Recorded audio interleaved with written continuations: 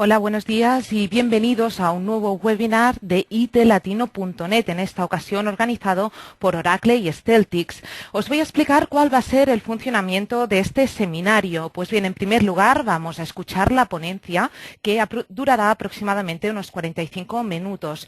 El tema de hoy, como sabéis, es Oracle 11G RAC y el ponente nos va a explicar cuáles son los conceptos fundamentales de su funcionamiento y las novedades y mejoras de la nueva versión. Acto seguido vamos a empezar una mesa redonda en la que todos vosotros podéis participar formulando vuestras preguntas. Lo podéis hacer vía dos canales. Por un lado, a través de voz IP. Para optar por este canal, lo que tenéis que hacer es accionar el botón Raise Your Hand, es el botón que tiene una mano dibujada y que vais a encontrar en vuestro panel de control.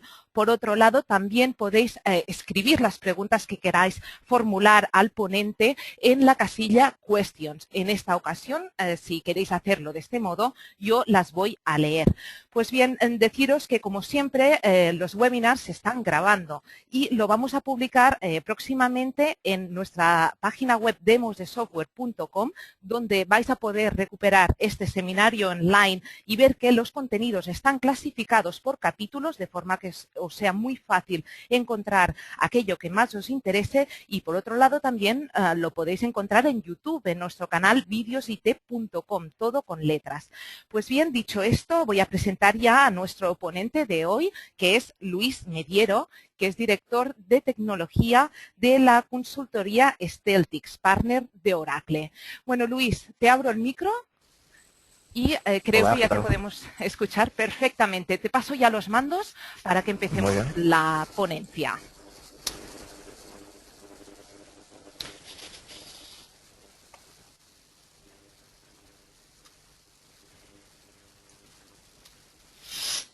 Muy bien. Bueno, hoy vamos a hablar de Oracle 11G RAC. Ha cambiado en algunos aspectos, su funcionamiento general evidentemente sigue siendo el mismo que en versiones anteriores, pero hay nuevas cosas que son muy interesantes y que vamos a intentar ir viendo a lo largo de la ponencia, de cómo ha mejorado en ciertos aspectos desde la instalación hasta su funcionamiento en varias cosas. Vamos a comenzar hablando de la instalación y puesta en marcha. Lo primero que os quiero comentar es que la ponencia de hoy se centra en RAC, en lo que es la base de datos en modo de funcionamiento Real Application Cluster, pero antes de esta fase de instalación de la base de datos, que es por donde vamos a empezar, hay que instalar el clusterware. El clusterware antes venía en un paquete separado. Ahora sigue siendo un paquete separado, pero viene dentro del mismo media de la base de datos, pero hay que hacer, antes de la instalación del software de base de datos, que es por donde vamos a empezar hoy, hay que hacer la instalación del clusterware y configurar las máquinas para que todo funcione correctamente. El software de clusterware es un software que se instala para no solo para la base de datos, sino para cualquier otro software de Oracle que esté soportado por clusterware. Antiguamente el Internet Application Server, ahora WebLogic, etcétera, etcétera, funcionaban en modo cluster a través de la instalación del clusterware. Como veis en esta diapositiva, es el requisito previo. Tener instalado el software de clusterware. Digamos que para hacer esta instalación, no me voy a meter en ella, porque lo que queremos ver hoy es base de datos. Hay que tener una configuración básica. Principalmente pues necesitamos almacenamiento común y compartido para todos los nodos. Veréis que el almacenamiento compartido en esta versión del RAC ha cambiado sustancialmente. Después lo veremos. El almacenamiento compartido es necesario para el clusterware, principalmente para el booting disk. todos los sistemas de clúster, de Microsoft, el de Oracle, por supuesto, IBM y demás, utilizan este sistema para comunicar la actividad entre nodos. Y para esa comunicación, aparte, en el clusterware de Oracle, necesitamos dos interfaces de red. Aparte es muy importante la configuración de los interfaces de red. Primero, porque veremos en las últimas diapositivas el funcionamiento de la caché fusión. Todo el funcionamiento de la caché fusión se basa en la comunicación de datos a través del interlink, que tiene que ser una red separada, a ser posible en VLANs distintas o en switches distintos. En diversas instalaciones realizadas, la configuración del interlink es tan sensible que hemos tenido casos de que no nos funcionaba correctamente el clúster y era porque el interlink, esa conexión entre nodos, no estaba bien configurada o estaba siendo compartida por la red en general, aunque estuviera en una clase C distinta, y causaba bastantes conflictos de paquetes en la red, porque hay un tráfico importante en el interlink, y todo esto se soluciona separando las redes. Otra cosa que hay que destacar sobre el tema de interlink es que, porque también nos ha pasado en instalaciones, que por ahorrar costes, en vez de comprar un switch para separar la red y hacer la red de intercomunicación de nodos en un switch distinto, pues algún cliente pues ha hecho cables cruzados. Que sepáis que una instalación con un cable cruzado no está certificada por Oracle. No solo no está certificada por Oracle, sino que os va a dar problemas sí o sí. Siempre que establezcamos el interlink con un cable cruzado, pues que sepáis que Oracle puede decir que no os da soporte. Bueno, para iniciar la instalación, como decía, hemos instalado como requisito previo el software de Clusterware. Tenemos nuestra red de interlink configurada y nuestra red normal, la red de comunicación, también configurada en el otro interface de red. Y este es un ejemplo de cómo arrancaríamos la instalación en Linux, con el Run Installer, que lo que hace es lanzar el Oracle Universal Installer, es un instalador universal de Oracle para todo su software. Y yo siempre recomiendo, bueno, no siempre, o sea, no solo recomiendo, sino que la instalación de rack siempre se debe hacer así, instalando solo el software de base de datos primero y posteriormente crearemos la base de datos compartida. Como veis, simplemente le decimos que nos instale el software y como hemos instalado ya nuestro software de Clusterware, el propio OUI detecta los nodos y nos propone hacer una instalación en Cluster. Aquí pues aparecerían, aquí en este ejemplo aparecen los dos nodos, pero podría haber 3, 4 los nodos que estemos instalando. No tenemos por qué instalarlos en todos, aunque esté el Clusterware instalado en en un montón de máquinas, en 5, en 6 nodos. En una primera instalación podemos instalarlo solo en 2 nodos y posteriormente ir añadiendo nodos de una manera bastante sencilla a través de comandos, añadiendo más nodos a nuestro clúster. En este caso hemos señalado los 2 nodos. Y aquí vemos una de las novedades de la 11GR2. Lo primero nos permite seleccionar aquí ya todos los nodos, incluso si no hemos marcado en la pantalla anterior todos los nodos, si le decimos aquí que lo instalen todos los nodos, ya automáticamente nos lo hace. Y esta es una de las ventajas de la instalación en 11GR2, que es que, como sabéis, sobre todo los que trabajáis con Linux, previo a la instalación del software de base de datos, siempre hay que instalar en Linux pues una serie de paquetes. Principalmente hay que hacer dos cosas: configuración de kernel, de distintos parámetros de memoria, de semáforos, etcétera, etcétera. Muy importante en instalación de un rack.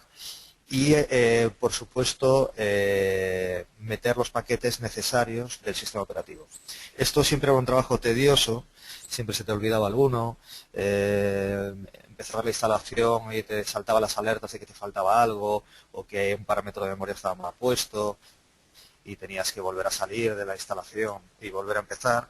Bueno, pues con este botoncito de fijar y chequear de nuevo, lo que hace el propio instalador es modificar los parámetros de kernel que sean necesarios si ha detectado algún fallo y instalar paquetes, los paquetes que falten. Es importante saber que para que eso sea automático, evidentemente los paquetes tienen que estar accesibles por el sistema operativo. Si le dices que fije y chequee de nuevo y esos paquetes no están disponibles para el sistema operativo, pues mal vamos a ir. Nos va a decir que no encuentra el paquete y volverá otra vez a empezar. Pero con esto nos ahorramos muchos problemas de tiempo a la hora de instalar. Muy bien, una vez colocado estos dos botones, seguimos. Nos dice un pequeño resumen de los Global Settings aquí en esta pantalla. Y lo que hace es instalar el software. La instalación se hace en uno solo de los nodos. El propio sistema instalador de Oracle, previa una configuración del clusterware, también volvemos otra vez al tema del clusterware, sabe dónde está la otra instancia y lo que va a hacer es hacer una copia exacta de la instalación de uno de los nodos en el segundo nodo.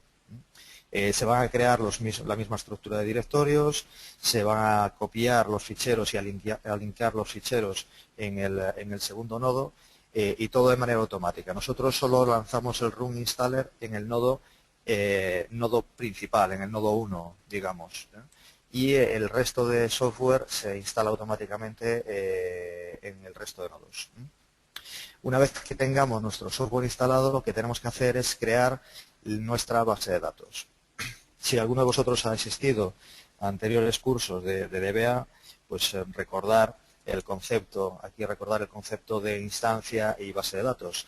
La instancia es esa estructura de memoria reservada para la gestión de Oracle, para los buffers y demás, más una serie de procesos, eso es la instancia, y la base de datos es el almacenamiento físico donde tenemos nuestros datos. No sé si os acordáis o si no habéis asistido, os lo recuerdo. La diferencia entre la instalación en modo standalone y la instalación en rack es precisamente que vamos a tener un solo almacenamiento, una única base de datos física, pero vamos a tener n instancias, tantas instancias como nodos tengamos en nuestro rack. Entonces, con el comando dbca, lo que hacemos es lanzar esta aplicación en modo gráfico que nos va a comunicar, nos va a crear el almacenamiento compartido y las instancias en todos los nodos. Como veis, lo que hacemos es decirle que queremos hacer una base de datos de clúster y que queremos crearla. Aquí empezamos ya con cosas interesantes del tipo de almacenamiento. El almacenamiento compartido, como sabéis, 2 instancias, 3, 4 están accediendo a la vez a los datos físicos de nuestra cabina. Normalmente es una cabina de fibra, las que están certificadas. Yo he hecho instalaciones en cabinas SCSI también, pero bueno, no suele ser lo más recomendable y al precio que ahora mismo tienen unas cabinas de fibras suelen ser bastante económicas, o una NAS de alto rendimiento también se puede hacer. Bueno, pues ese almacenamiento compartido, digamos que Oracle nos da 2 opciones. Una es utilizar un software de compartición de almacenamiento. Hay de varios fabricantes, IBM tiene el suyo, HP tiene el suyo. Oracle nos proporciona uno de manera gratuita, que es el Oracle Cluster File System, el OCFS. En versiones anteriores siempre teníamos que instalar un software de clusterización de archivos, porque el botting disk tenía que ir en un almacenamiento compartido de tipo cluster file. Entonces, normalmente lo que hacíamos los instaladores era siempre instalar el OCFS, a no ser que, yo os digo, el fabricante del hardware o el proveedor del hardware instalase otro tipo de software propio del fabricante. Y con ese almacenamiento compartido en sistema de ficheros nos servía para instalar el botting disk. Desde esta versión, desde la 11R2, podemos ya meter el botting disk en el ASM. Sabéis que el ASM, el Automatic Storage Management, es el software o el formato propietario de Oracle para almacenamiento en clúster. No es un sistema de ficheros al uso, no podemos hacer un LS, ni un DIR, ni conectarnos desde el sistema operativo, sino que solamente Oracle lo puede manejar. Bueno, pues antes era necesario instalar el OCFS y ahora ya no es necesario. Si no queremos, no lo instalamos y podemos meter el botting disk en un volumen de ASM.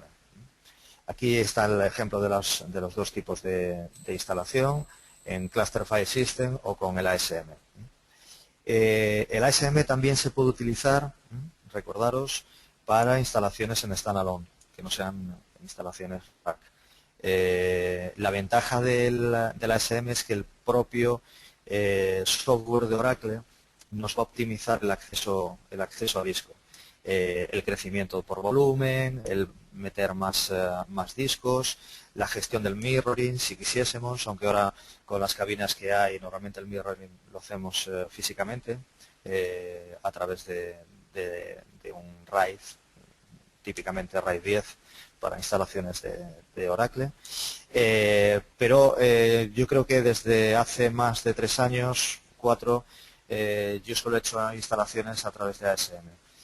También una cosa importante, si estáis instalando una edición estándar, un Oracle Standard Edition, sabéis que la licencia de rack está incluida en el precio de la versión estándar, pero tiene dos limitaciones, solo podemos instalar 2 nodos y siempre tenemos que utilizar ASM para almacenamiento. No podemos utilizar el sistema de ficheros o Cluster File System de otro fabricante. Tiene que ser siempre en ASM.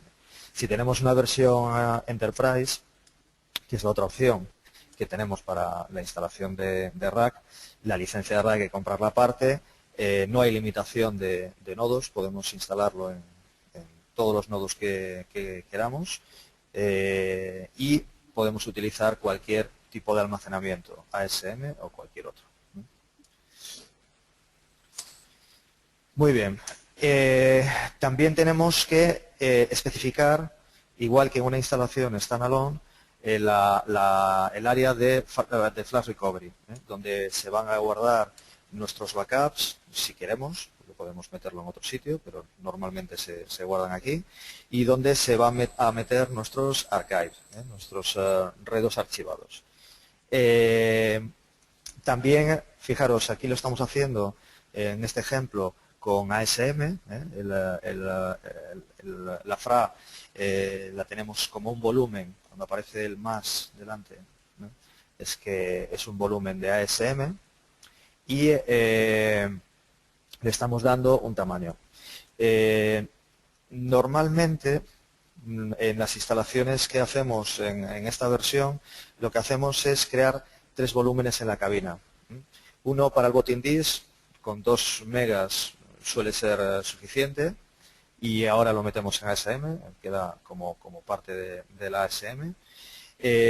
Otro para datos, hay ya cada uno el tamaño que considere necesario, dependiendo de cuál sea el tamaño de su base de datos.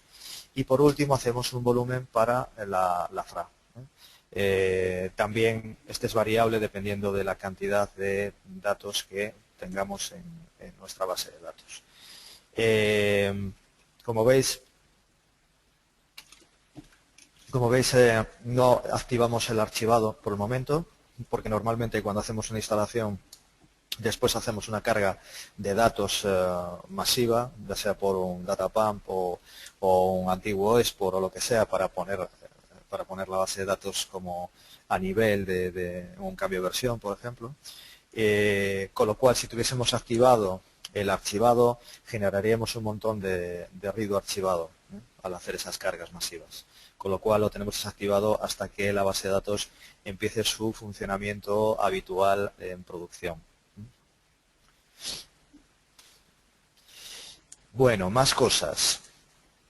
Como en la instalación de un standalone, nos tenemos que plantear pues el tamaño de bloque.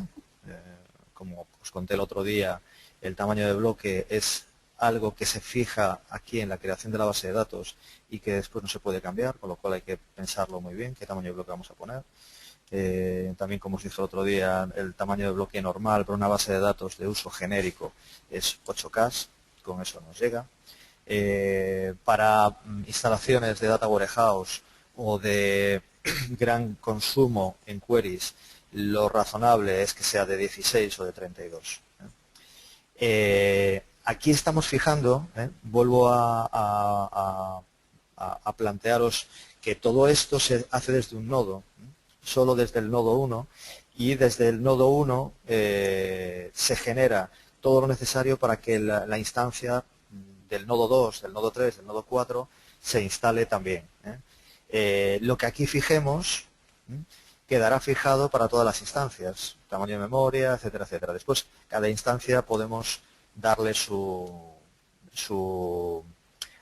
pincelada especial.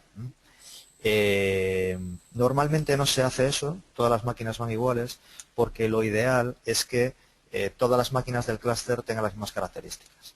Pero, evidentemente, si no puede ser así, pues porque estamos reutilizando alguna máquina más antigua o porque bueno, estamos haciendo un laboratorio de instalación, pues claro, al darle aquí un tamaño de memoria, si uno de los nodos tiene 2 gigas de memoria y le estamos diciendo que coja 2 gigas, Oracle pues nos va a decir que no.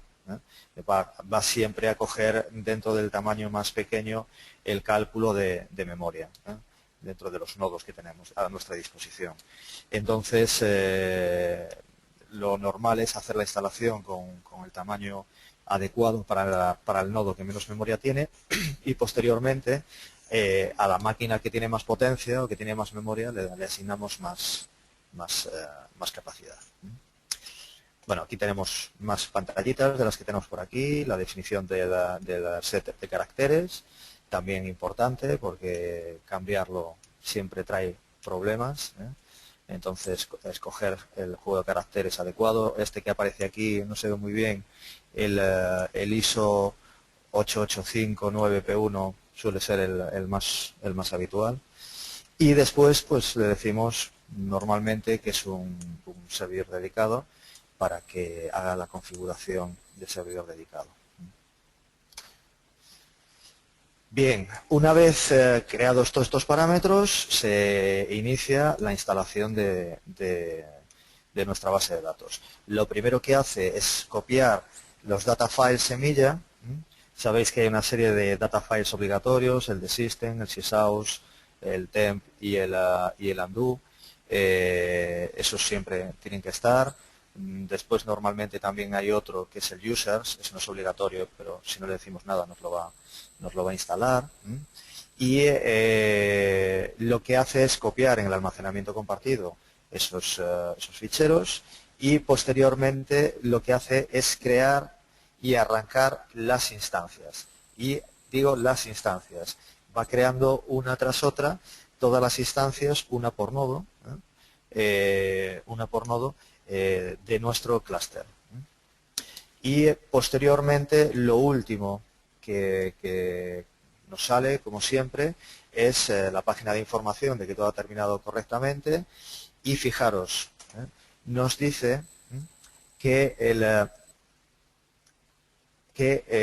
dónde podemos acceder a nuestro Enterprise Manager. Es importante que sepáis que el Enterprise Manager en un rack se instala, lo que es el Application Server, el OC4J, que al fin y al cabo es una aplicación Java, el Enterprise Manager, se instala en el nodo 1, en el nodo en que estemos haciendo la instalación. En el resto de nodos solo se instala un agente. No se instala el OC4J completo, sino que solo se instala un agente para comunicarse con el nodo principal, que es el nodo 1. Si, por ejemplo, quisiésemos bajar el Enterprise Manager, lo bajaríamos en el nodo 1 con el mctl stop dbconsole, que vimos en el curso de hace unas semanas de administración, y eso nos bajaría el nodo principal y los agentes de todo el resto de nodos. Si yo voy al nodo 2, por ejemplo, y hago un mctl stop dbconsole, que también lo puedo hacer, lo que hago solo es bajar el agente de ese nodo.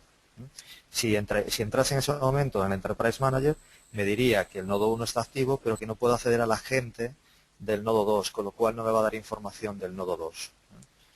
Por eso hay que tener claro que el Enterprise Manager se instala, o sea, la aplicación en sí se instala solo en el nodo 1, pero en el resto de nodos tenemos el agente que tiene que estar levantado para que se comunique con el nodo principal. Vamos a ver si me pasa. Bien. Bueno, esto lo pongo aquí en mayúsculas porque es muy importante. Una de las cosas que se hace cuando terminamos una instalación en standalone, si ya alguno de vosotros lo ha hecho, es en Linux ejecutar como root el root.sh. En la instalación de rack es muy importante este sh. Y aparte es muy importante hacerlo correctamente, porque si no, estropeamos toda la instalación hecha hasta ese momento y tenemos que volver a empezar. El root sh va a crear un montón de procesos y los va a arrancar en cada uno de los nodos. Crea el botting disk, además, y genera una serie de comandos internos al sistema operativo para crear una serie de servicios, como el GSD, etcétera, etcétera. Este comando se tiene que ejecutar también en la instalación de rack, pero no a la vez. Primero se hace en el nodo 1, cuando termine en el nodo 1 se hace en el nodo 2, cuando termine en el nodo 2 se hace en el nodo 3, etcétera, etcétera. Muchas veces lo he visto, yo también lo he cometido ese error de, bueno, pues ya estamos terminando, qué bien, voy a ejecutar el root.sh y lo lanzas en todos los nodos a la vez y acabas de estropear la instalación. Intenta sobreescribir botting disk, bueno, se arma un pollo importante y implica tirar el trabajo hecho hasta ese momento. Depende de si te has dado cuenta antes o después, pues puede ser más grave o menos grave. A veces se puede arreglar manualmente, pero la mayoría de las veces si lanzas el root.sh a la vez en todos los nodos, te has cargado la instalación. Y después pues podemos hacer con el comando svrctl pues un config database para que nos diga pues cómo está nuestra configuración. Aquí tenemos pues eso, el nombre de la base de datos, dónde está la instalación, cuál es el usuario de instalación, dónde está nuestro SP-file, etcétera, etcétera. Fijaros, aquí tenemos tres nodos en este ejemplo, y los discos, los grupos de discos, estos son discos de ASM. Bueno,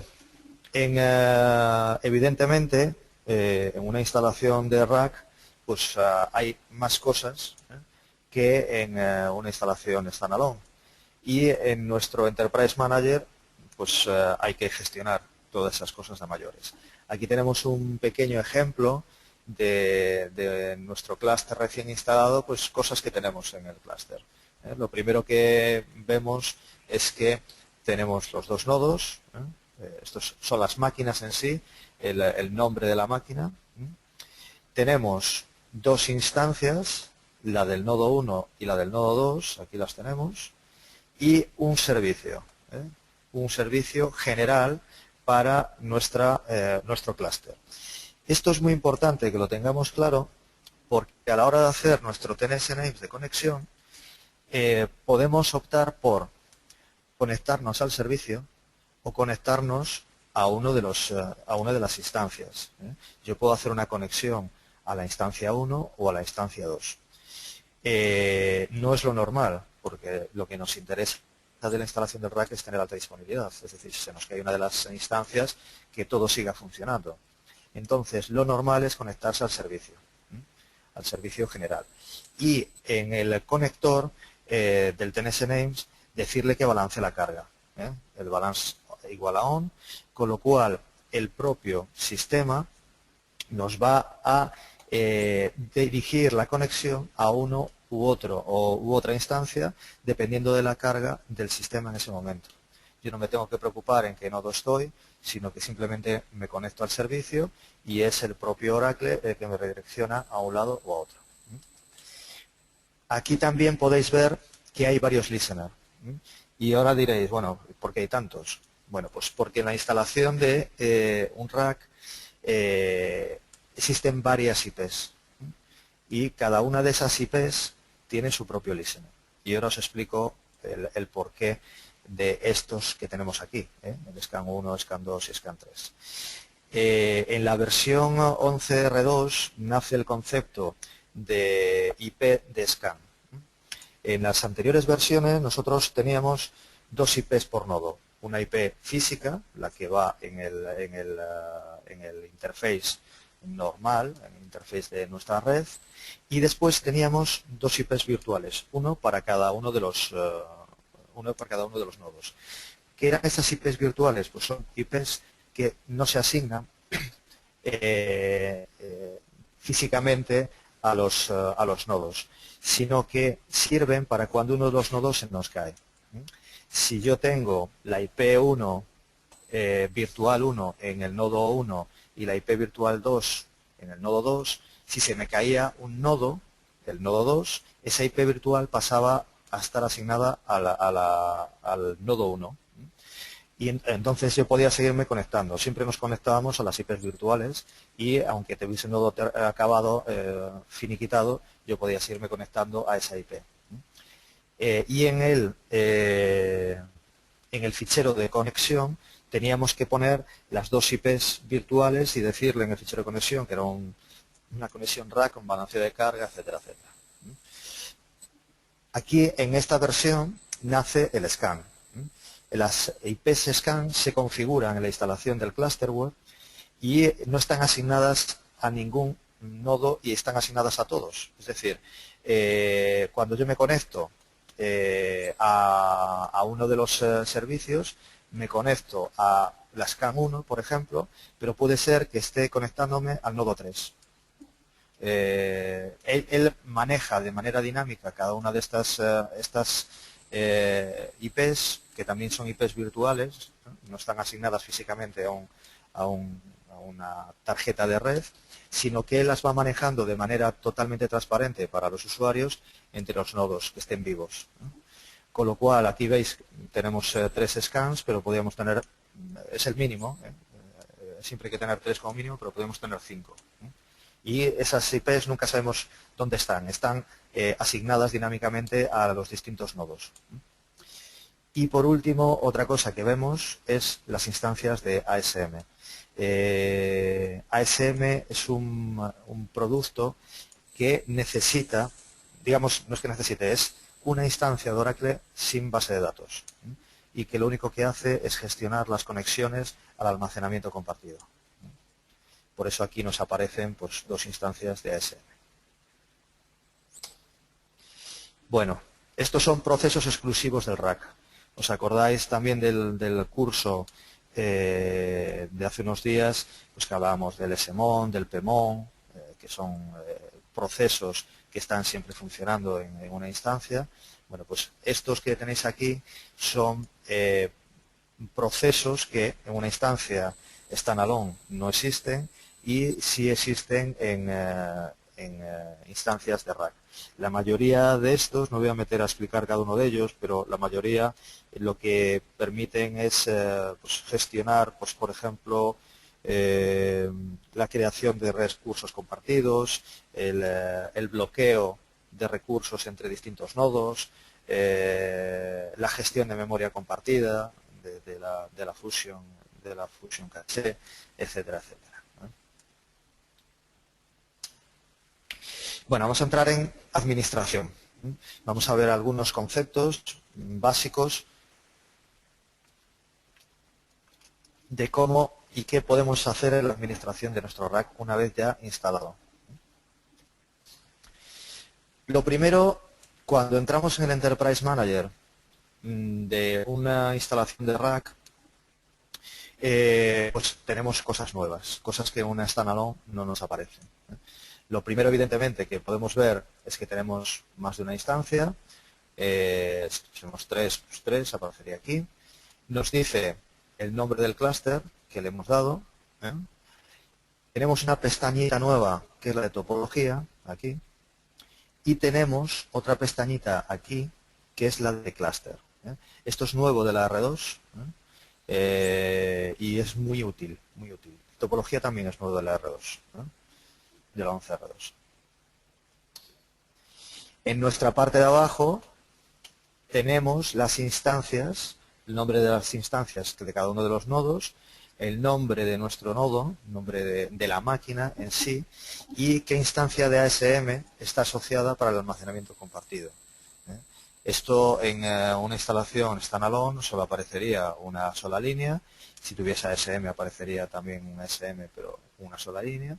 Y nosotros podemos tener la visión, aquí está la pantalla anterior, la visión general de nuestro clúster, o si vamos aquí y pinchamos, iríamos al Enterprise Manager, a la visualización del Enterprise Manager de solo esa instancia, como si estuviéramos en un standalone.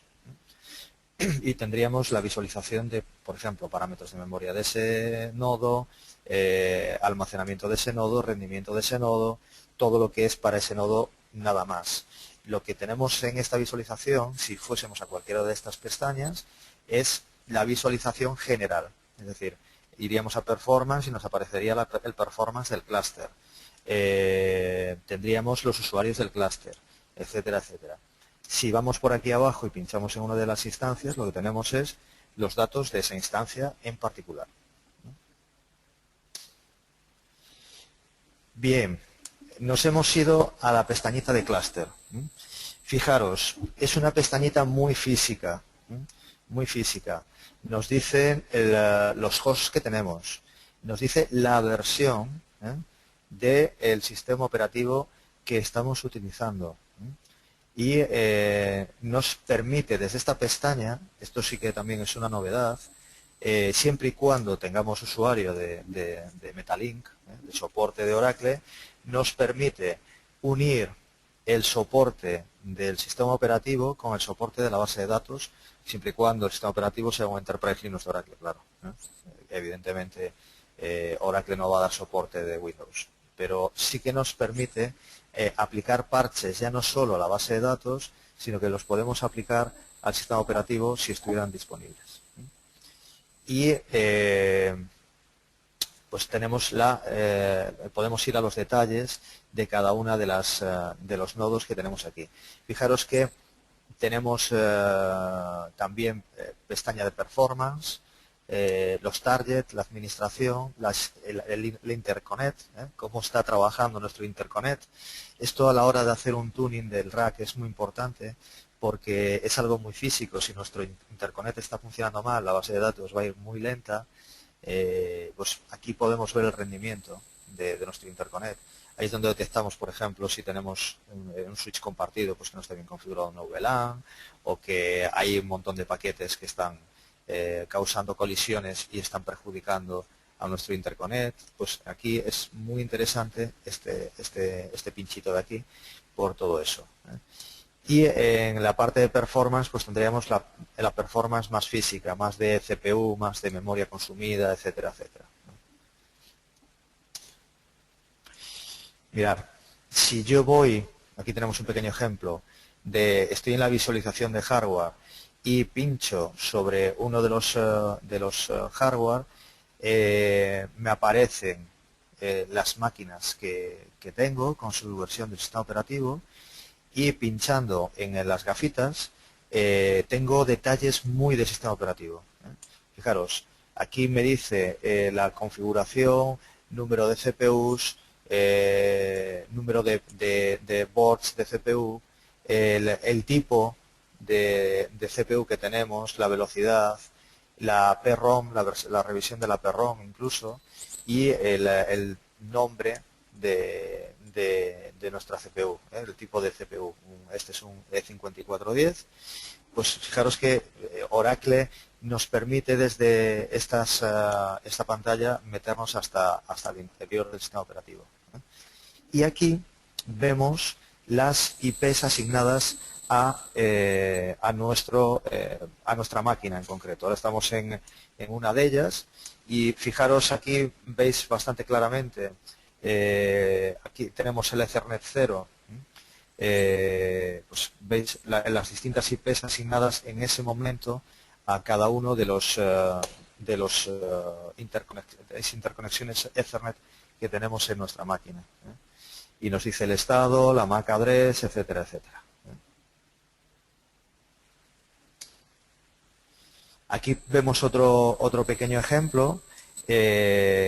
Podemos ver el estado del file system. Fijaros que si pincho en file system, pues me sale pues cómo está, si está montado o si no está montado. Es la información que tenemos en un fsetup de Linux, pero me la está presentando en el propio administrador de Oracle. Los paquetes que tengo instalados y sus versiones, para hacer un mantenimiento de paquetes y poder activar, la swap máxima que tenemos en nuestro sistema operativo. Aquí tenemos pues, un montón de propiedades de kernel y cómo están configuradas. Tenemos ahí toda esta información, nos la proporciona ya el propio Enterprise Manager sin tener que andar toqueteando en el sistema operativo, yendo a distintos ficheros de su padre y de su madre el sistema operativo, para ver qué paquetes están instalados, qué configuración de kernel tenemos, etcétera, etcétera. Desde aquí tenemos esa visión ya. Esto es muy útil sobre todo para encontrar diferencias entre nodos. Cuando hemos hecho una instalación hace tiempo y se ha ido actualizando y haciendo mantenimiento de una manera no eficiente, pues puede pasar que de repente tengamos distintas versiones de paquetes porque en una máquina los hemos instalado, hemos estado actualizando correctamente las versiones de los paquetes y sin embargo en otro de los nodos no se han actualizado y tenemos una disfunción de la base de datos porque tenemos distintos paquetes y no sabemos cuáles. Bueno, pues desde estas pestañas, sin tener que andar yendo máquina a máquina, podemos ver todas estas cosas. Y esto es mucho más gráfico. Esta es la pantalla de topología dentro de la base de datos, la última pestañita. Como veis, tenemos los gráficos de cómo están configurados nuestros listeners, de cómo están nuestras máquinas, si están levantadas o no. Si, por ejemplo, el ASM se ha caído, pues aparecería con una X, como en este caso aparece aquí. El nodo 1, pues la instancia está parada y nos aparece con una X. Si nos aparece interrogación es que no tiene información suficiente de qué es lo que puede estar pasando. Pero bueno, es una forma distinta de ver la configuración en modo gráfico y de un solo vistazo saber cómo está nuestra topología y nuestras instancias. Suele ser bastante usual entrar en la parte de topología pues para ver un poco cómo está todo. Mira, por ejemplo, en el nodo 2 el agente no está disponible. ¿Os acordáis que os decía que teníamos el Enterprise Manager, se instala solo en el nodo 1 lo que es el aplicativo en sí, en el resto se instalan agentes. Bueno, pues en este ejemplo que os he puesto aquí, el agente estaba bajado en el nodo 2. Con lo cual, evidentemente, todo nos va a aparecer con su interrogación, porque no nos puede decir qué es lo que está pasando, porque la gente no está adquiriendo información. Mirar, aquí por ejemplo nos hemos puesto encima de este listener, nos ha salido un pop-up, nos dice que el listener es, nos dice que una alerta crítica y que su estado es que está caído. Aquí evidentemente en esta imagen pues podemos ver varios problemas de una manera bastante sencilla. Esta es la parte de alertas. Como os comenté ya en otros cursos, la parte de alertas pues está muy automatizada ya desde la versión 10, pero claro, ahora vamos a tener pues alertas distintas, porque vamos a tener las de una standalone y aparte vamos a tener pues alertas un poco más peculiares de un rack. Por ejemplo, se me está ocurriendo ahora el no poder adquirir un bloque a través de la caché de fusión, pues aparecería aquí un tiempo de espera y una alerta sobre esa información. Si pinchamos en la parte de alertas, pues tenemos esta visión de las alertas en un periodo de tiempo y nos va diciendo cuándo han ido saltando, en qué nodo, alertas y si ha sido crítica o no ha sido crítica. Por ejemplo, en el nodo 1, simplemente viendo esta parte de aquí, vemos que ha habido muchas alertas críticas en las últimas horas, en las últimas 24 horas. En el nodo 2 no han sido críticas. Si pinchamos en el detalle, pues en este ejemplo que hemos puesto aquí, pues hay un problema con la buffer caché. Con la fusion caché. No está adquiriendo bloques a través de la buffer caché de manera eficiente. Hay bastantes esperas. Eso podría ser por dos motivos, porque no tenemos memoria suficiente en uno de los nodos, con lo cual siempre hay que ir a buscarlo a disco, o porque nuestro interlink es muy lento y está provocando esperas a la hora de adquirir bloques que están en otros cachés de nuestro clúster. En el último slide os explicaré un poco el concepto de cómo funciona el manejo de bloques en la fusión caché, porque es algo muy diferenciador de Oracle. Es de lo mejor que tiene el rack dentro de las bases de datos clusterizadas. En eso Oracle es estupendo en la gestión de la buffer caché. Bueno, más cosas curiosas de una instalación de rack para los que no hayáis hecho nunca una. Los log file son exclusivos de cada una de las instancias, pero están almacenados en un almacenamiento compartido. Pero vamos a tener dos threads de R2, y que aparte, como veis en este ejemplo, pueden ser distintos en tamaño. En el nodo 1 tenemos 3 grupos de R2 y en el nodo 2 tenemos 2 grupos de R2. Lo normal es que haya los mismos en uno y otro para ser un poco estrictos, pero lo que importante de lo que os quería explicar aquí es que cada instancia tiene su grupo de R2. El miércoles que voy a hacer un curso de Golden Gate, que es la herramienta nueva de replicación de Oracle,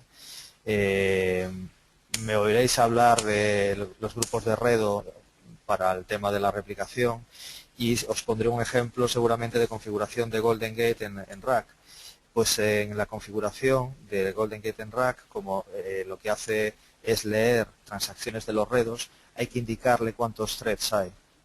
Si tenemos 2 nodos, pues habrá 2 threads, y si tenemos 3 nodos, habrá 3 threads. Y fijaros que cuando añadimos un log file, porque podemos añadir más log files, tenemos que decirle en qué thread vamos a añadirlo. El decirle el thread significa decirle en qué nodo, si en el nodo 1 o en el nodo 2. Lo mismo con el table space de Undo.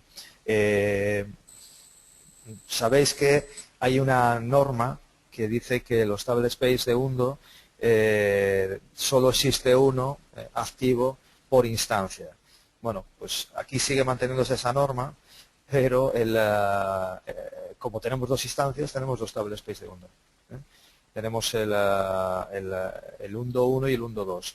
En este ejemplo lo que he hecho es añadir un table space de Undo más, pero el activo solo puede ser uno.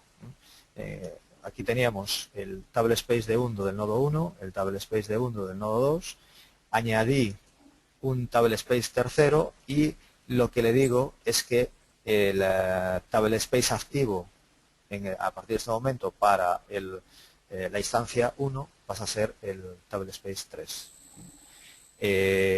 Evidentemente un table space de Undo no puede estar activo para dos instancias al mismo tiempo, solo para una de ellas. Pero veréis que tenéis dos table space de Undo. Bueno, algo de comandos. En un rack los comandos para hacer tareas básicas cambian en cierta manera. Para levantar y bajar una instancia podemos utilizar el startup y el shutdown, tal y como os expliqué cuando hablamos de una base de datos standalone, pero hay que tener en cuenta que si yo me conecto en modo comando al SQL Plus y hago un shutdown inmediato, ese shutdown inmediato lo estoy haciendo de la instancia de la máquina a la que estoy conectado. No estoy bajando los dos nodos a la vez, estoy bajando en el que estoy conectado. Si estoy en el nodo 1, al hacer un shutdown inmediato, estoy bajando ese nodo 1. Igual para startup. Si estoy haciendo un startup de manera manual, tengo que tener en cuenta que lo voy a hacer solo para el nodo en el que esté conectado. Si lo hago a la manera tradicional, que es a través del SQL Plus ASYS-DBA. Pero, por suerte, Oracle nos proporciona otros comandos específicos para trabajar en modo rack y que nos permiten hacer paradas y arranques de todas las instancias, solo de una, de todo el clúster, hacer un open o mount o solo un mount en uno de los nodos. Podemos manejar todas las distintas posibilidades con este comando, con el svrl-ctl. Aquí os he puesto algunos ejemplos. Aquí estoy haciendo un start instance para los dos nodos de este servicio y para los dos nodos, y aquí estoy parando la instancia de los dos nodos a la vez. Y aquí estoy haciendo un open. Si la tuviese en modo mount y quisiese abrir la instancia de los dos nodos, con este comando, start database menos el nombre de servicio menos open, perdón, lo que hago es hacer un alter system open en las dos instancias de mi rack. Como veis aquí en las opciones, pues puedo hacer open, mount, no mount. Esto es para el shutdown, normal, transaccional, inmediata y abort. Igual que os expliqué el otro día, pues los distintos tipos de shutdown, pues lo podemos hacer aquí haciendo un stop. Haciendo un stop, pues inmediato, por ejemplo, de las dos instancias. Con lo cual ya no tenemos que conectarnos a las dos instancias, lo puedo hacer desde una. Si yo estoy en el nodo 1 y hago esto, estoy levantando en los dos nodos las instancias, o en los tres nodos si tuviese tres, pondría RCL3 y se levantaría también. Muy bien, lo que sí es único para las dos instancias es el SP-File. Sabéis que el SP-File es el parámetro desde la versión 10, es el fichero binario donde se guarda la inicialización de la base de datos. Antiguamente solo había el init .hora, bueno, pues el SP-File es único para las 2, 3, 4, aquí puse 2, pero bueno, para todas las instancias del rack. Y se guarda en el almacenamiento compartido, tiene que estar accesible por todos los nodos. Eso no quiere decir que todas las máquinas tengan que tener sus parámetros de inicialización exactamente iguales.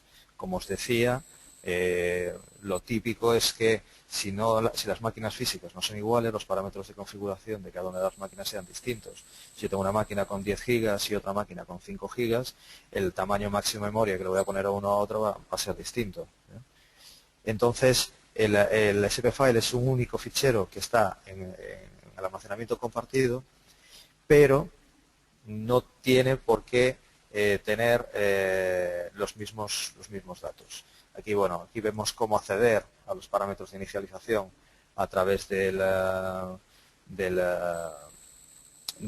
Enterprise Manager, y nos dice cómo podemos modificar. Los parámetros dinámicos, eso creo que nos lo conté el otro día, por ejemplo el Open Cursos, se pueden aplicar en memoria en manera en caliente. Se añaden en memoria de forma caliente y también se queda modificado en el SP-File para el próximo arranque que coge ese nuevo parámetro.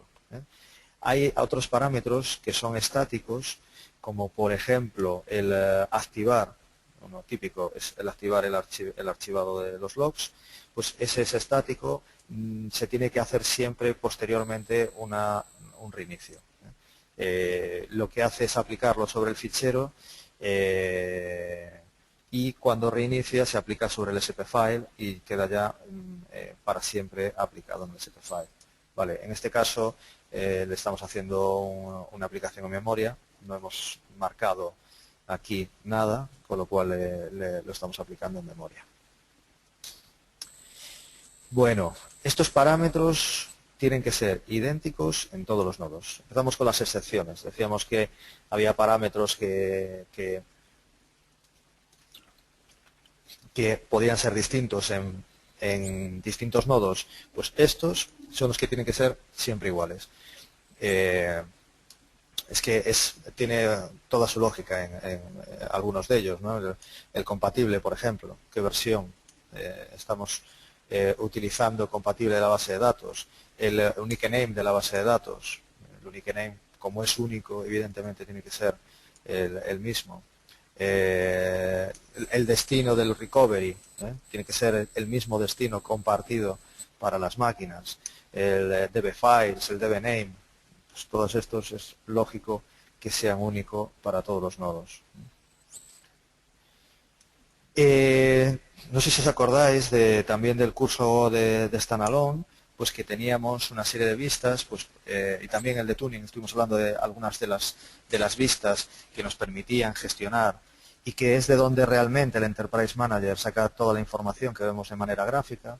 Bueno, pues en un clúster tenemos vistas que son vistas del clúster. Y fijaros, si teníamos, y seguro que me habéis oído hablar del VSession cuando hablamos del standalone, pues hay una nueva vista, una serie de nuevas vistas que empiezan por G, que es grid, de grid. Todas las que son GV, lo que hacen es tener la misma información que tiene su hermana pequeña, la V, pero tenemos la información de todos los nodos. ¿Y cómo diferenciamos en qué nodo está esa información? Por el instance ID. Si queremos, por ejemplo, esto es un ejemplo bastante chorras, si queremos hacer un kill de una de la sesión, porque se nos ha quedado algo colgado, en un rack tenemos que decirle el SID, el serial de esa sesión y en qué nodo está, porque podemos tener un SID 140 en el nodo 1 también. Con lo cual necesitamos utilizar estas vistas para diferenciar dónde están cada una de las sesiones y dónde están cada uno de nuestros procesos trabajando, en qué nodo. Porque como al conectarnos, lo ideal es que nos conectemos y que el balanceo de carga lo haga el propio Oracle, pues no sabemos en qué nodo estamos conectados hasta que hacemos este tipo de consultas. Bueno, estamos terminando ya, no sé cómo voy de tiempo. Sí, ya me estoy pasando. Os voy a explicar el tema de la fusión caché, que es algo muy diferenciador de Oracle y que hace que el RAC funcione muy, muy bien. Como el otro día, esta es una diapositiva que he copiado de la presentación que hice el otro día del manejo de los buffer caché de Oracle. Este es un ejemplo de una instancia en modo standalone, es decir, una instancia única, una base de datos normal y corriente. Recordar el tema del buffer caché. Yo cuando hago un select o cuando hago un insert, voy modificando bloques de información de mis tablas y las más usadas, todo lo más usado lo tengo en memoria. ¿Para qué? Para que no tengamos que ir a leer ni a escribir constantemente a disco, sino que es el propio Oracle el que me gestiona esa lectura y escritura de la información. No sé si os acordáis o si habéis asistido al otro curso, lo más usado, este buffer, va metiendo información, digamos, así hablando rápido, por en medio. Si fuera una pila en vertical, la iría metiendo por en medio. Lo más usado sube y lo menos usado baja. Cuando llega al final de la pila, se libera y se guarda en disco porque es un bloque no usado. ¿Vale? Claro, cuando tenemos un rack, esto pues se complica un poco, porque estamos trabajando de manera independiente en dos máquinas sobre los mismos datos que están en disco. ¿Cómo optimizamos eso? Pues con el concepto que se denomina caché fusión. Y aquí tenemos, por ejemplo, un ejemplillo de cómo funciona esto. Lo primero que tenéis que saber es que el Oracle, cada bloque de Oracle siempre tiene un nodo maestro. Es decir, cuando Oracle recupera de disco por primera vez un bloque de información porque un usuario lo ha solicitado, el nodo maestro es el nodo en el que está conectado el usuario en ese momento. Entonces, Oracle sabe qué nodos son los nodos maestros de cada uno de los bloques que tiene en todas las SGAs. Entonces, imaginaros que yo tengo un bloque en el nodo 1 que ha solicitado un usuario pues hace 10 minutos y ha sido usado y está por ahí, y de repente un usuario en el nodo 2 hace una consulta sobre ese mismo bloque. Lo que normalmente pasaría es, yo no lo tengo en mi SGA, me voy a disco, lo cojo, me lo traigo. Pero la Fusion sabe que ese bloque está en otra máquina. Con lo cual, lo que hace la Fusion es pedirle al maestro de ese bloque que está en la memoria de otra máquina. Me lo traigo y se lo sirvo al usuario.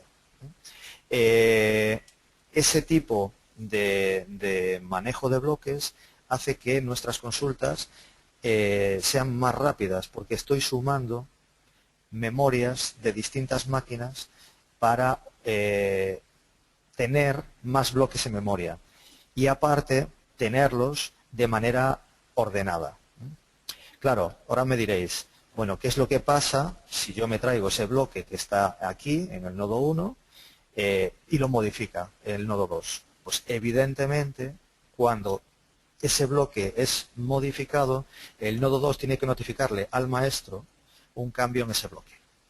Con lo cual, no solo la información pasa del nodo maestro al nodo, digamos, slave de ese bloque, sino que cuando modificamos un bloque del cual su maestro no es el nodo en el que estoy trabajando, tenemos que mandarle el current, el nuevo bloque, al nodo maestro de ese bloque.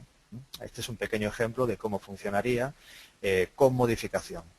Se hace un envío directo, aquí se modifica, se sincroniza con el redo, se hace un insert, un update, lo que sea, y una vez comitado le mandamos al nodo 1 ese bloque de nuevo.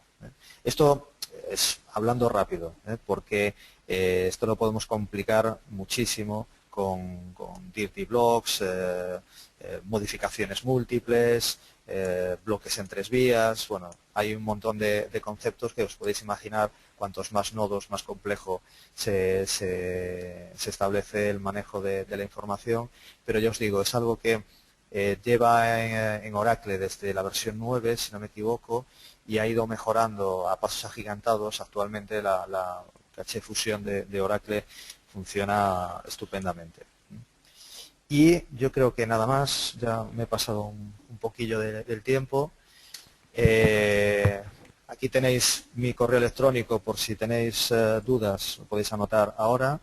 Y en esta otra pues tenéis donde nos podéis encontrar en internet, pues en Twitter, en YouTube, nuestro canal de YouTube. Ahí también vamos a colgar los vídeos cuando estén, y en LinkedIn. Bueno, Luis, Y nada más.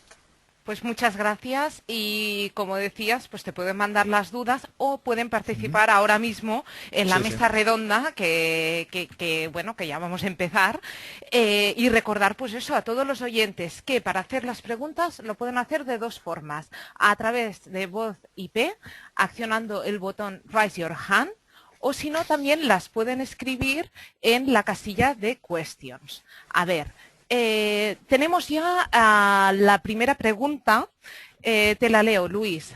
Dice, hola, cuando instalamos GI, el clúster levanta una IP del rango 169.254/16 para el interlink en caso de que no se esté usando. Si se ponen rutas estáticas y Oracle levanta correctamente pero sin utilizar este rango, ¿habría algún problema por no usar esta IP 169.254/16? Nos lo pregunta Jorge Gañán. No sé si, Luis, ¿quieres que te repita alguna parte de la pregunta?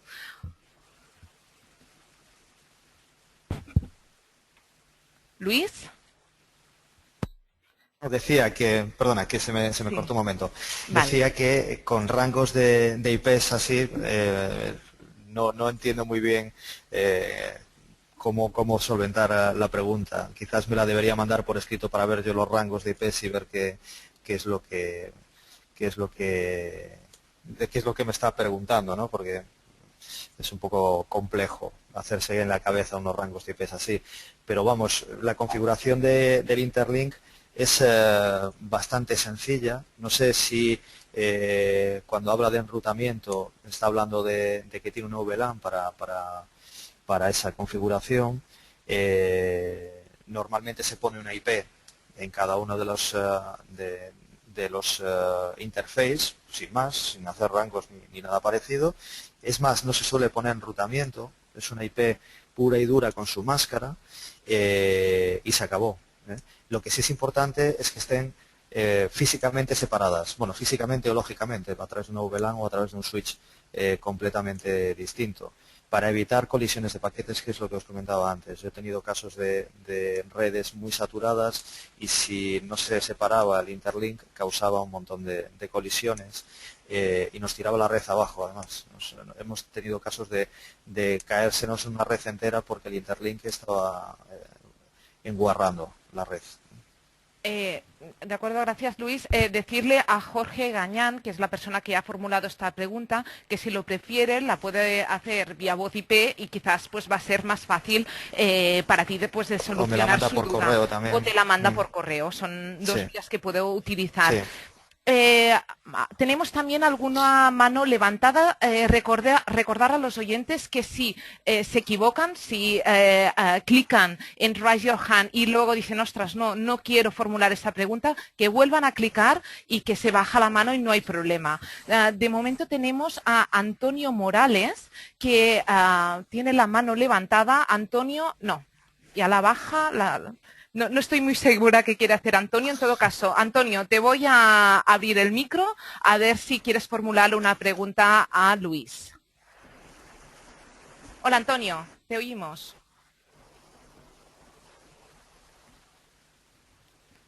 Bueno, Creo que está claro que Antonio se ha confundido. Bueno, no hay problema. Pues continuamos con las preguntas porque tenemos unas cuantas. A ver. Pregunta de Francisco José Garrido. Buenas tardes. Mi pregunta es respecto al data pump. ¿Es necesario crear previamente los table space para realizar un import full de la base de datos procedentes de un export full? No, no es necesario. Con DataPump te crea los table space, ¿eh? Lo que pasa es que la ruta tiene que existir. Él lo que va a hacer es crear, imagínate en Windows, si lo tenemos, no sé, en C2 puntos hora data, típicamente. Si el export lo estamos haciendo, él, desde ese path, él va a intentar crear en ese path los table space, los data files, perdón. Entonces, si nuestra estructura de archivos, nuestros paths son idénticos, no hace falta crear nada. Pero si nuestra estructura de archivos es distinta, tenemos que crearlos manualmente antes de hacer el import, porque si no, nos va a decir que no puede crearlo porque no encuentra la ruta. Tan sencillo como eso. Y después, la otra cosa importante, que creo que ya lo había dicho en otra ocasión, es que para ciertos tipos de datos, como los long o los blobs, es necesario hacer el create table antes de la importación y decirle que ignore el error de creación, porque sí que necesita que esté creada la tabla para ese tipo de datos. Muy bien, gracias Luis. Otra pregunta más. Nos dice, hola, en una instalación en Rack con Database Gateway, entiendo que hay que configurar en cada nodo los listener y los ficheros de configuración del gateway y tener levantados en ambos nodos los listener. Es una pregunta de Martín Madueño. Lo hace automáticamente.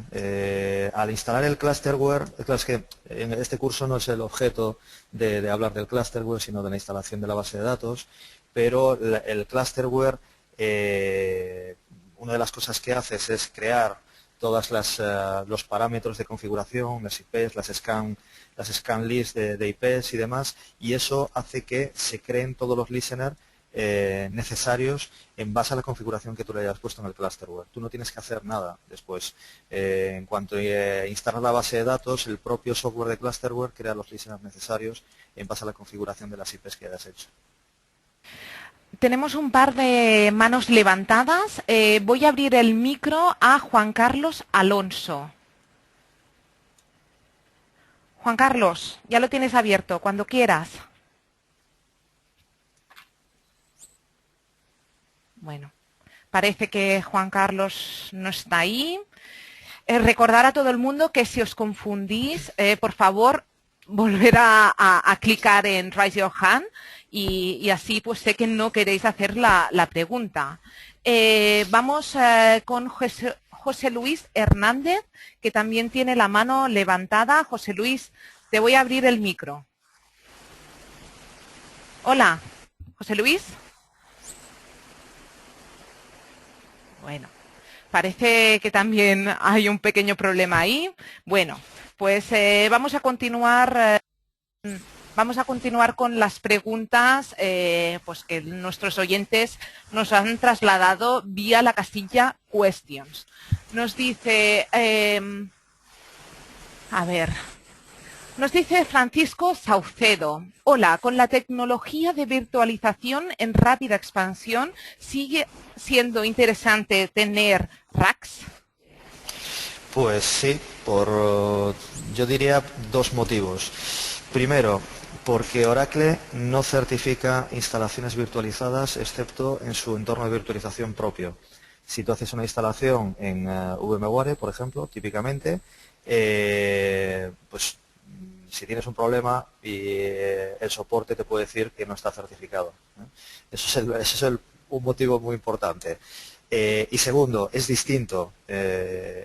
Digamos que el concepto de virtualización nos va a dar la alta disponibilidad a través del vMotion y demás de una instalación virtualizada con VMware, pero no nos da la posibilidad de sumar potencias de máquinas. El rack, aparte de la alta disponibilidad, que eso también nos lo da la virtualización, lo que hace es sumar máquinas, lo que hace es aumentar potencia. Sobre el mismo almacenamiento, pues puedo tener 3, 4, 5 máquinas en grid trabajando sobre los mismos datos, sumando recursos.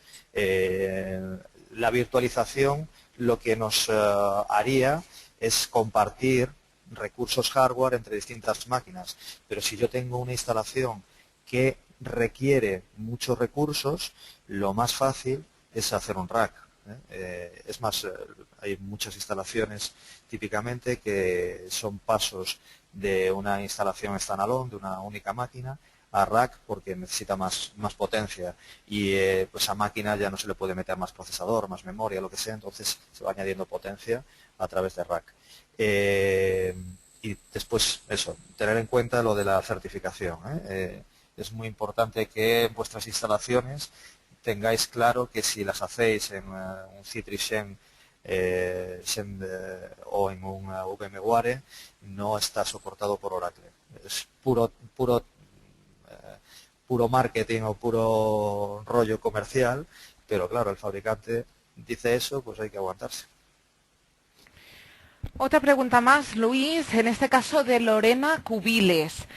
Dice, estamos configurando un firewall, hemos abierto las IPs configuradas en el rack scan con sus respectivos puertos para recibir la información que nos envían, pero ¿a través de qué IP y puertos responde Oracle Rack en un entorno Unix?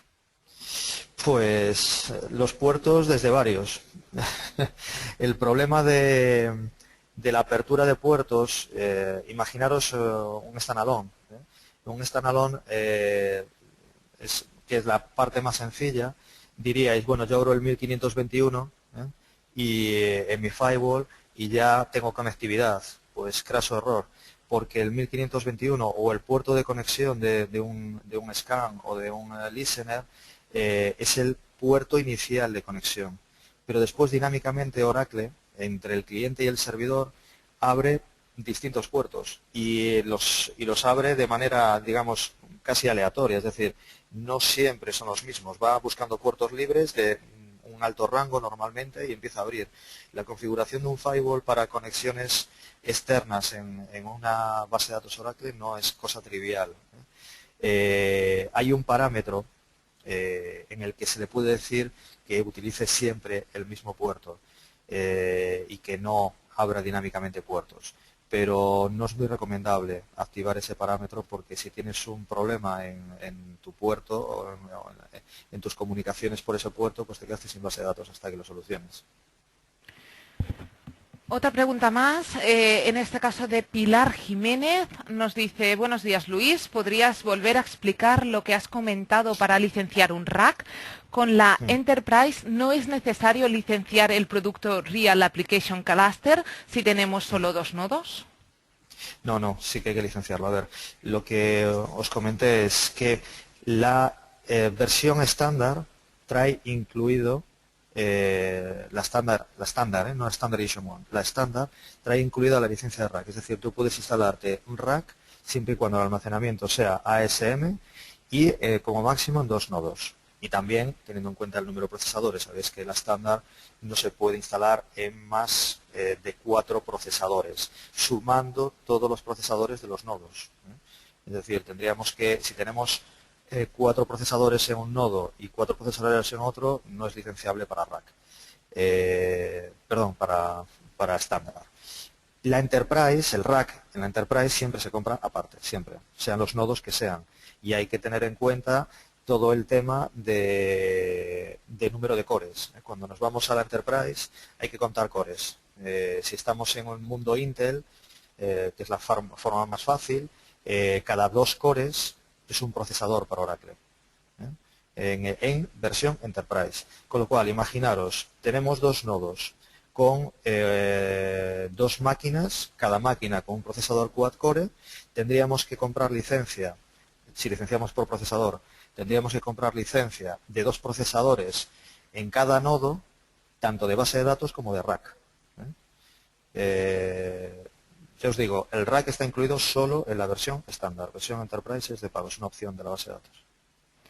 Muy bien, recordar a los oyentes que pueden formular sus preguntas a través de voz IP, accionando el botón Raise Your Hand o escribiéndolas en la casilla Questions. Luis, de momento tenemos una última pregunta. Si no hay ninguna más, pues daríamos el webinar por finalizado. La pregunta es de José Luis López. Nos dice, has comentado que tanto el soft de instalación como el EM están instalados solamente en el nodo 1. En caso de fallo de este nodo, ¿cómo gestionaríamos el clúster? No, he dicho que se instala desde el nodo 1, pero se instalan todos los nodos. Es decir, el run installer, el instalador, se arranca en un único nodo. Y ese nodo es el que instala el software de la base de datos en el resto de máquinas. Lo que sí es cierto es que el Enterprise Manager el software del Enterprise Manager solo se queda instalado y arrancado en el nodo en el que se ha hecho la instalación. Si ese nodo se cae, el Enterprise Manager deja de funcionar. Es decir, si ese nodo lo tenemos bajado, yo hago HTTPS a esa máquina y evidentemente no puedo conectarme.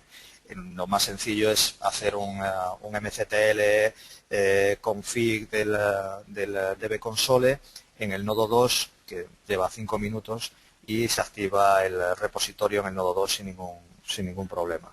¿Vale? Entonces, realmente queda instalado solo en el nodo 1 lo que es el OC4J. Pero lo podemos instalar en el nodo 2 y el nodo 1 se nos ha caído. No hay ningún problema en eso. Bueno, pues muchas gracias, Luis, por responder las preguntas de nuestros oyentes de hoy, por tu ponencia. Y bueno, nos vemos pronto en otro webinar. El miércoles mismo tenemos Golden Gate.